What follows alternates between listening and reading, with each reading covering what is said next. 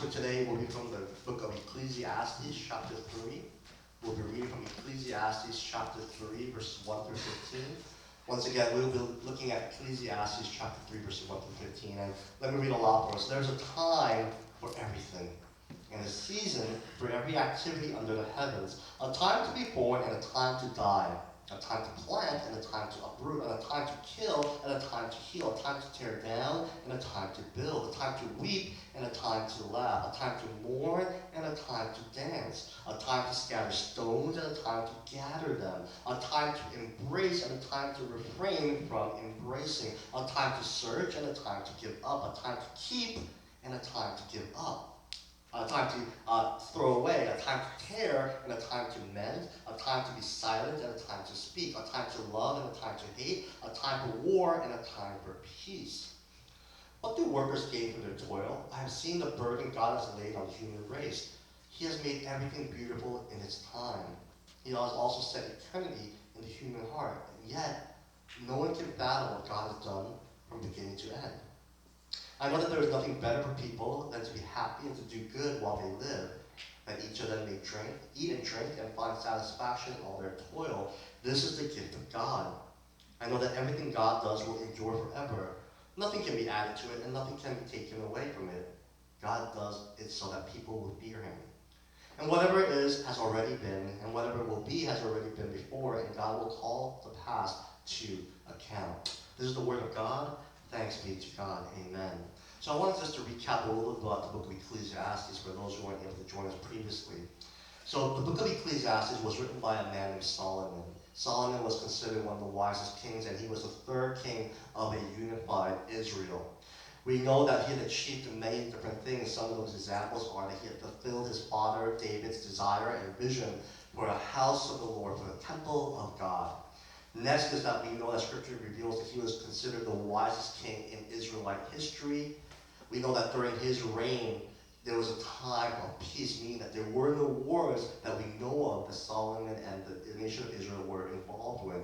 Next, we know that there was a time of prosperity and fame for Israel as people from all over the world and empires from all over had known about Israel and had known about the great King Solomon.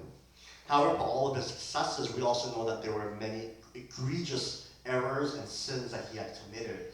For example, we know that he had married 700 wives and 300 concubines, 1,000 people that he was married to. We also know that in his elder age, he begins to build temples for the idols of all of these wives. So imagine there's 1,000 wives, meaning now there are about 1,000 plus idols in the nation of Israel because of all these wives. He also participated. Now it's not only that he builds these temples for these wives, but he began to participate in their worship practices of worship. And in fact, when we read Kings, we will read that what God describes his participation in their idol worship is that he began to participate in all sorts of evil practices. Meaning that some of these worships or idolatry worships, right, oftentimes involve things like human sacrifices, and it seems impossible as Solomon began to participate in such things. And we also know that he heavily taxed the people for all the construction that had occurred. Why? Because he had to build the temple of the Lord. He began to build a palace for himself. He also began to build palaces for all of his wives and concubines. And now, as we had heard, he also built temples for all of the idols of his wives as well. That is an enormous expense that was being heavily taxed upon the people. Now, Ecclesiastes specifically is a book that was written during the latter part of Solomon's years, and it's a time of reflection for all of Solomon's successes and his failures. And we have to understand that, yes, there is a lot of regret, there's a lot of mourning that Solomon does, but it was not meant just to express his regrets. It's a time for him to express lessons that he himself has learned from his life, both his successes and his failures, that he's trying to pass on to the next generation of leaders. And if there's one word that we're told that summarizes the book of Ecclesiastes, it's this. It is the word meaningless. Meaningless. That Solomon hopes that the people after him, the leaders after him, would learn that all the things that he had lived for, fame, wealth, prosperity, all those things that he had lived for and had even achieved, became meaningless in hindsight. It was all meaningless. It's not meant to degrade the next generation. It's not meant to make them feel depressed. It's meant to say, learn from me. I lived my life wanting these specific things, and I realized at the end of it all, it was all meaningless. I hope you will learn from that. And that is the overview of Solomon and the Ecclesiastes. Today's particular chapter deals with this one lesson that Solomon really wants to emphasize, and that is about the gift of time. And I want to just say this. If there is one thing that I can describe what Solomon is trying to say about the gift of time is, it is God's irreplaceable gift. It is God's irreplaceable gift. And I want to put this quote up there because it really emphasizes, summarizes pretty well what Solomon realizes about this gift called time. And this is what this quote says. Imagine you have $86,400 in your account and someone stole $10 from you. Would you be upset and throw away all of the $86,390 away in the hopes of getting back at the person that took your $10? Or would you move on and live? Correct. What you would do is move on and live. What you have to see is that we have 86,400 seconds in every day. So do not let someone's negative 10 seconds ruin the rest of your 86,390 seconds. Do not sweat or do not focus so much on the small stuff, but focus on the bigger aspects of life. And if you want, I just want to explain why I put that quote up there. What Solomon in hindsight realizes is this. Time is the most wonderful, precious, irreplaceable gift that God can give unto us, but it is the gift that we most often waste, most often neglect, most often take for granted. It is the most precious gift that God can give unto you, but our hearts inevitably sometimes crave and want all these other things that we happen to the most wonderful, precious gift that God gives to you, we oftentimes waste, we neglect, and we take for granted. And so he's saying to us, in those seasons and in those times where it is a time for you to do this, do those things and enjoy it while you can. Do these things and do it while you can. And so there are a few truths that Solomon teaches us about time. First is that there is a time for everything. Okay?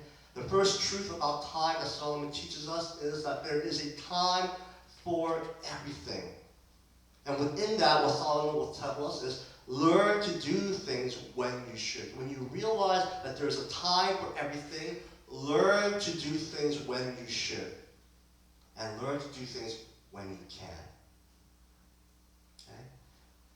Understand that the season and the time for you to do specific things in your life right now, this is the moment for you to do those things while you should and while you can.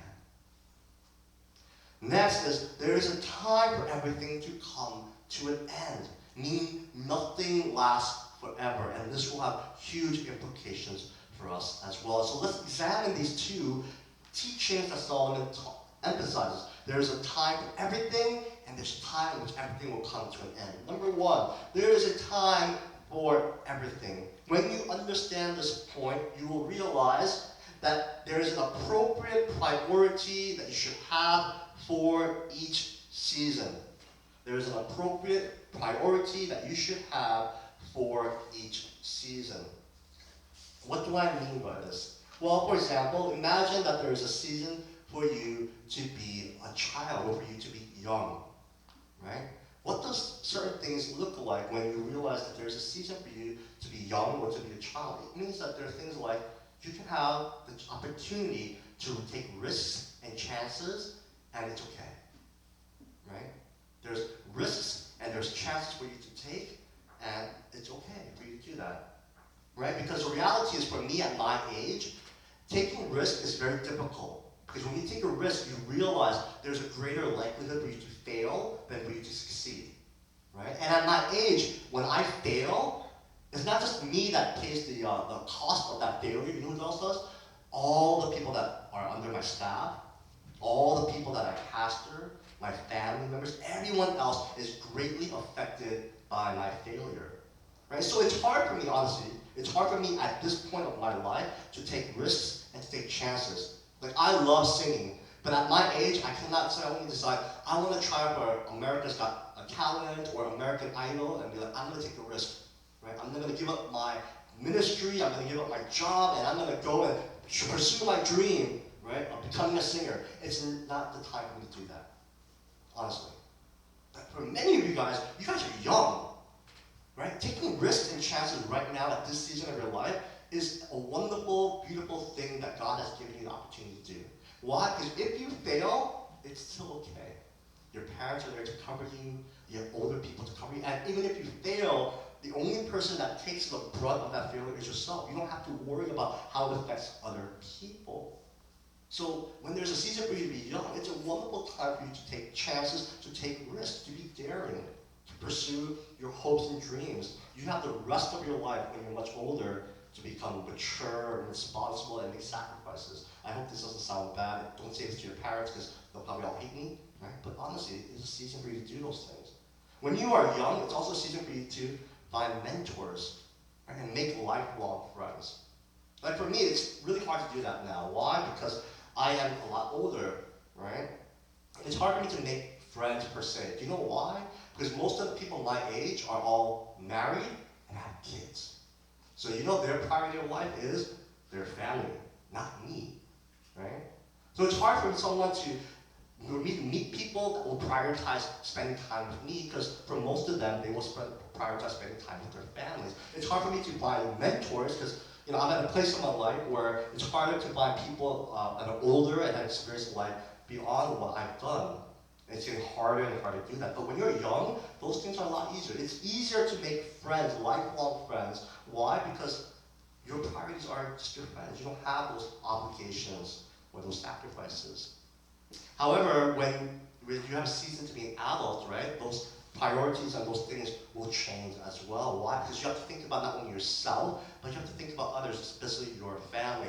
I especially realize this when it comes to my vacation times now. Because when I was in my when I was in my 20s, right, I was poor, so my vacations was basically any driving, right? We go to the Poconos because I couldn't really afford to fly. Then in my 30s, after I paid off all my debt, that's when all of a sudden me and my friends, right, we started to travel a lot more. We started to go backpacking through Europe, we go backpacking through South America, we go backpacking to Asia, and I could do that for 2 weeks. Why? Because I have no wife, I have no children, right? I don't have to worry about those things. Now that I'm 40 and a little bit older, I have to think about, man, my sister has a store, she has her 3 kids, she's depending on me to be with them, right? So suddenly telling my sister, hey, I'm gonna go off for 2 weeks and just backpack through Europe or backpack through Asia, it's not really feasible anymore because it's now the season for me to prioritize my family. And I really want you to understand that, because if you understand the season that you're in, you realize the things in which you need to prioritize and focus on, and also opportunities that you have right now that you might not have in the future. One of the most common seasons I always tell people to think about right now is about the season of being single, right? Because I think for a lot of us, being single and then getting married, being in a relationship is like a big ambition that a lot of us have. But understand that being single, number one, is not a punishment from God. It's not a, hey, this person is a terrible person and they don't deserve to be in a relationship. So number one, do not consider being single as a punishment from God. Number two is being single, yes, in some ways it is true that it is a season for you to be prepared for marriage and family, but that's not the totality of it, number one. And number two is, I don't think it's in the way that people describe it for you to be. And let me explain what I mean. When I was thinking a lot about my singlehood, right? Because I always imagined myself where I was going to be one of those people who, before, as soon as I graduated college, I was going to meet the person, I was going to get married before I became a seminary, go to pastors, and things like that, because that's what happened to a lot of my friends. But I was not that, I was the complete opposite. And there was a long point of my life where I wondered to myself, like, what's wrong with me? Like, why am I still single? Like, why am I not still married? And people always tell me, oh, it's a season for you to get ready for marriage. And they would tell me things like, you gotta learn how to clean, you gotta learn how to cook. And all those things are somewhat true, I guess, right?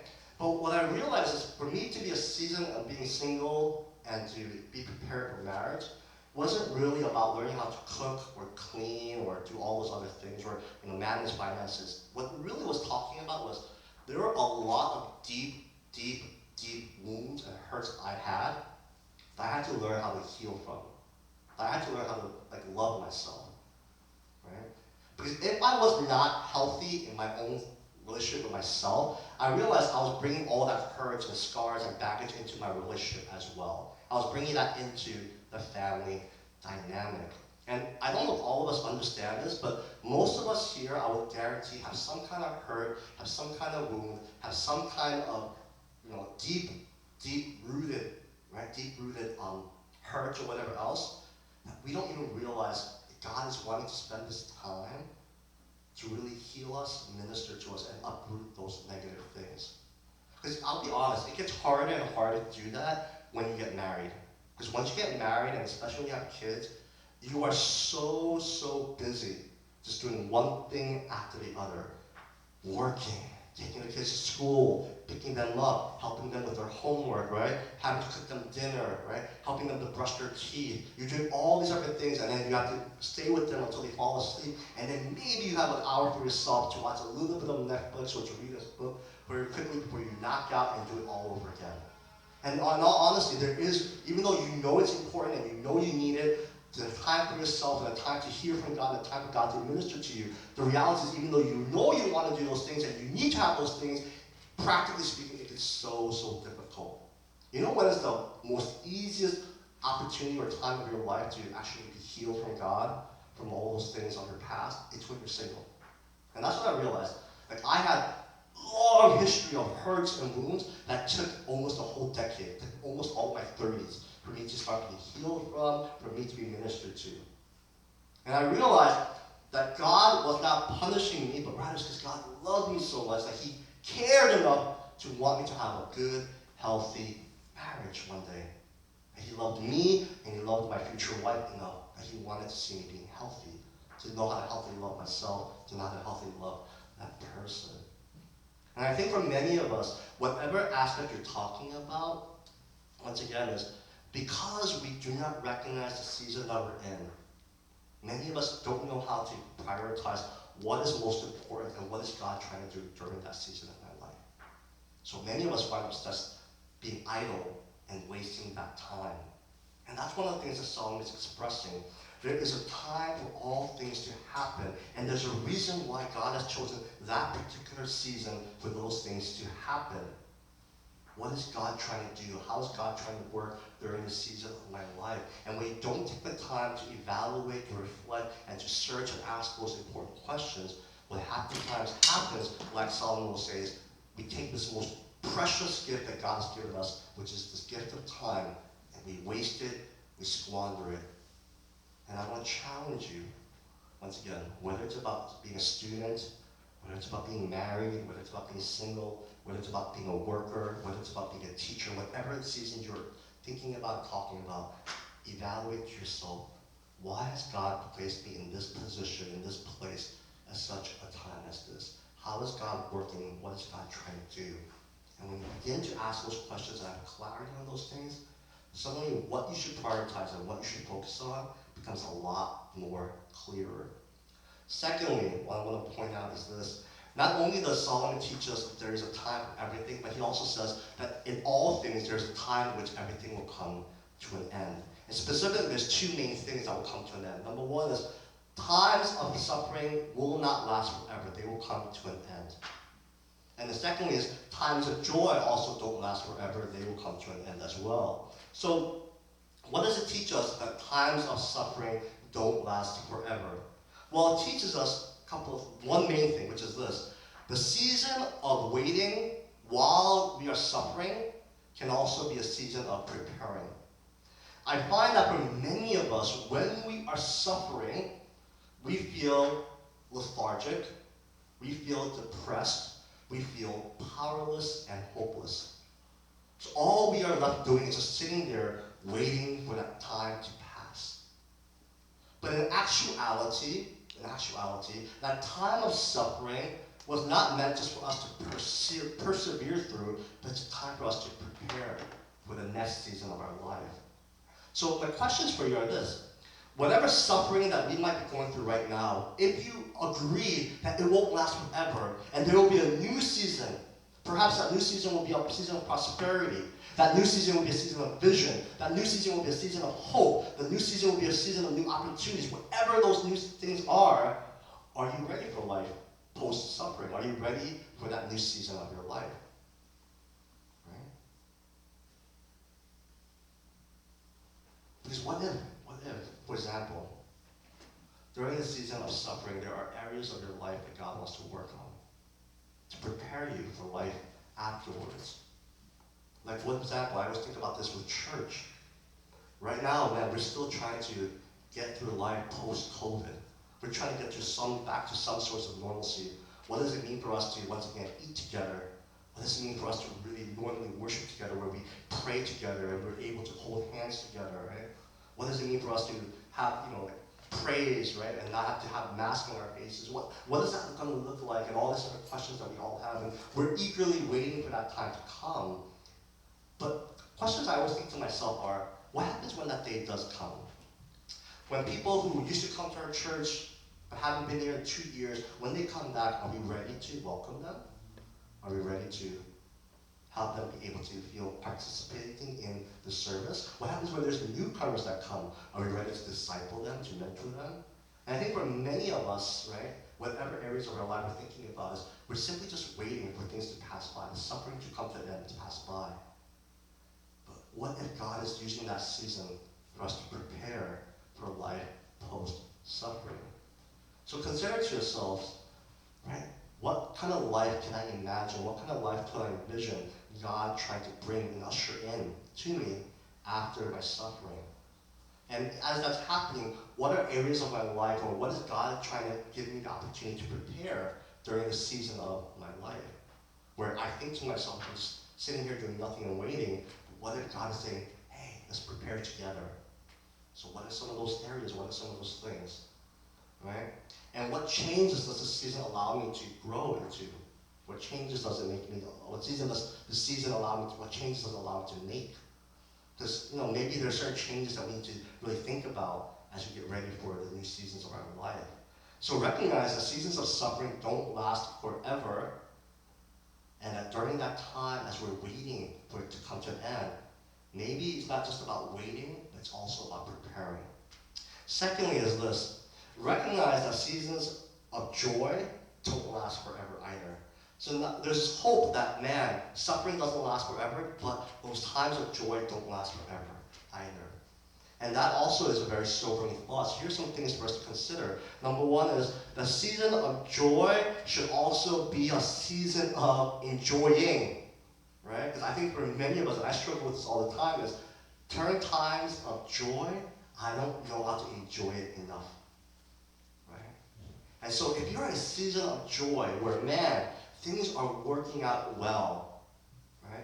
Opportunities are arising, right? You are in a good financial, whatever those things might be that's helping to bring joy into your life. Like some of us are family members who have young children. Your kids are the most adorable, right? And it's a season of joy and laughter, and it's wonderful, right? Take the time to actually enjoy it. So I'm sorry to tell you this, but that season doesn't last forever. And I would say parents especially, I hope that you would remember this truth. Why? Because all the parents we have here and that are watching, man, all your kids are so adorable. They are. Like, they are the most adorable, lovely, wonderful children. When they smile and when they laugh, I will be honest, my heart just brightens up and shines up. And I might feel so fatigued from giving a sermon, but as soon as I see your kids and they're smiling and laughing and say, "Hi, Pastor Yeijong," I feel so encouraged and strengthened. But I will be honest with you all, the season doesn't last forever. Right? They don't stay small. They don't stay cute forever. Even things like right now, parents are the most important people in your children's life, but we all know that doesn't last forever. Suddenly it will become friends, they'll become celebrities, other people will become the most important people of their life, and we become so much lower, parents become so much lower in the priority list. The season of parents being their superhero, being their everything, doesn't last forever. So while it's there, enjoy it while you have it. Why? Because sometimes we're so busy doing so many different things that we forget this particular time of our lives, this particular season of our life was meant to be enjoyed. For students as well, I'll tell you, I know it doesn't feel like that all the time. Like, Moses just had his SATs yesterday morning, and a lot of you guys are already prepared for SATs, even though you guys are just starting high school. But enjoy being a student. Enjoy being a student. Because that season of your life does not last forever. Right? It doesn't. Most of you guys will not have jobs where you get a whole summer off. It's not going to happen. Right? Most of you guys will not have a 1-month winter break. It's never going to happen again. Not. I think many of us who work, we wish it would happen, but it's not. Right? Most of you guys will not have the season of your life ever again where you don't have to pay bills because your parents will pay it. Right? Where you don't have to pay taxes. Right? Because you're still dependent to your parents. It won't last forever. Enjoy it while you have it. And I think so many of us are so busy preparing for, oh man, I can't wait till I graduate, I can't wait till I get a job, that we forget the season of being a student. It's a wonderful season of your life, meant to be enjoyed. Right now, so many of us wasted. I know I did. I look back and I'm like, I wish I could be a student again. Right? We waste that wonderful season of our life that was meant to be enjoyed. So think about, what are the unique aspects of the season that you're in, and are you taking the time to enjoy it? As a student, are you taking the time to enjoy summer vacations? Are you taking the time to enjoy this opportunity to make lifelong friends? Right? For parents, right, are you taking the time to enjoy having this opportunity where you are the most important person in your children's life? Or are we working 7 days a week where our children never see us? Because this season is never going to come again with this. So think about those things. Next is, once again, is when we understand that seasons of joy are meant to be a season of enjoying, when it really reorganizes our priorities, you begin to live a life that's a lot less filled with regret. Because I'll be honest with you, when I was working in a hospice, and I'm talking about dealing with people who are going to